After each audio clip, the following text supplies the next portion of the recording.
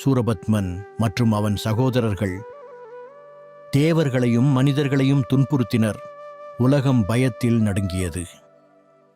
தேவர்கள் அனைவரும் சிவபெருமானிடம் சென்று காப்பாற்றுமாறு வேண்டினர். அப்போது சிவபெருமானின் 3வது கண்ணிலிருந்து 6 தீப்பொறிகள் வெளிவந்தன.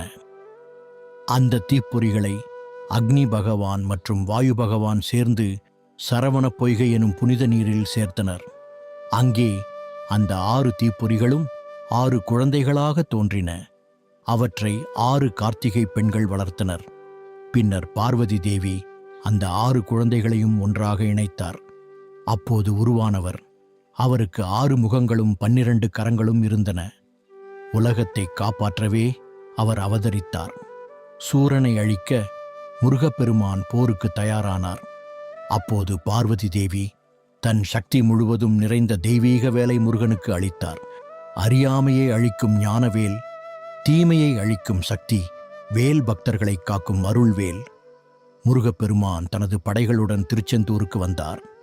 அங்கே 6 நாட்கள் கடுமையான போர் நடைபெற்றது. முருகன் தனது வேலை பயன்படுத்தி தாரகாசுரனை அழித்தார்.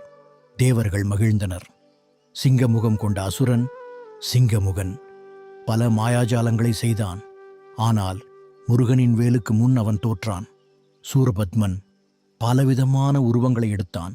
மலை, கடல் பாம்பு, இருள் பிரிய மரம்.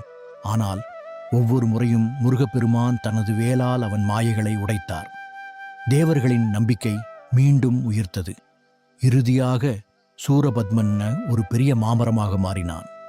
முருகப்பெருமான் தனது வேலை எறிந்து அந்த மரத்தை 2ஆக பிளந்தார்.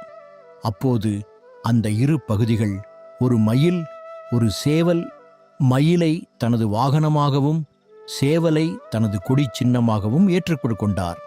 இந்த 6 நாள் போரையே நினைவுகூர்ந்து பக்தர்கள் கந்த சஷ்டி விரதம் கடைபிடிக்கிறார்கள்.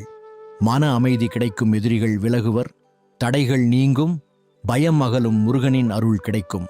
வேல் உண்டு வினையில்லை, மயில் உண்டு பயமில்லை, குகன் உண்டு குறையில்லை.